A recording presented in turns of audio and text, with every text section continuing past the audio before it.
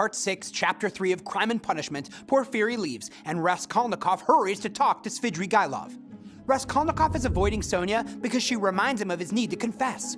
He also worries that Svidrigailov will report him to the police, but he worries even more that he will use his knowledge of the crime to hurt Dunya. If he discovers Svidrigailov's intentions are bad, he can only think of one solution: to kill him.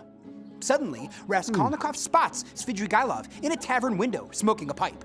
Svidrigailov seems to want to hide, but he instead invites Raskolnikov to join him. Svidrigailov's face is handsome, but almost too perfect, as if it's a mask. Raskolnikov tells him he will kill him if he hurts Dunya.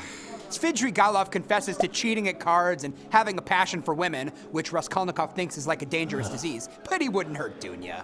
Svidrigailov somewhat agrees that he has a problem, but he would shoot himself without women, and he admits he's afraid of death. Raskolnikov feels Svidrigailov is the most worthless scoundrel on the face of the earth, and starts to leave, but Svidrigailov offers to tell how Dunya tried to save him from himself. In Part 6, Chapter 4 of Crime and Punishment, Raskolnikov confronts Svidrigailov about the rumors that he raped a 14-year-old deaf and mute girl, who then committed suicide, and that he killed his own wife. Svidrigailov dismisses them as vulgar tales. Instead, he changes the subject. This evasion suggests there is truth to these rumors. Svidrigailov describes his marriage to Marfa Petrovna. He told her he could not be faithful. She allowed him to sleep with servants, but forbade him from having long-term affairs or falling in love, especially with a woman above that rank. Throughout their conversation, Svidrigailov proudly details his extensive, manipulative, and sordid womanizing.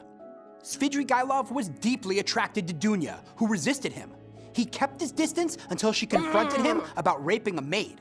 But Svidrigailov used this information to attempt to seduce Dunya, making her believe she could save him from his depraved ways.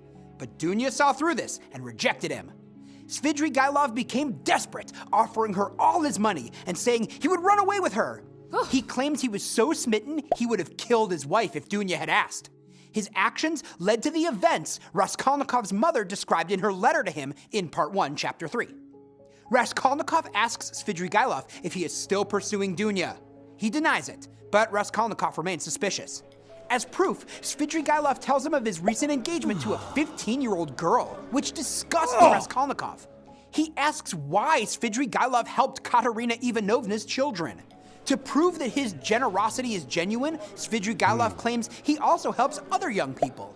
He is paying for a 13-year-old girl's education, for instance. But Raskolnikov feels Svidrigailov is planning to take advantage of her, too.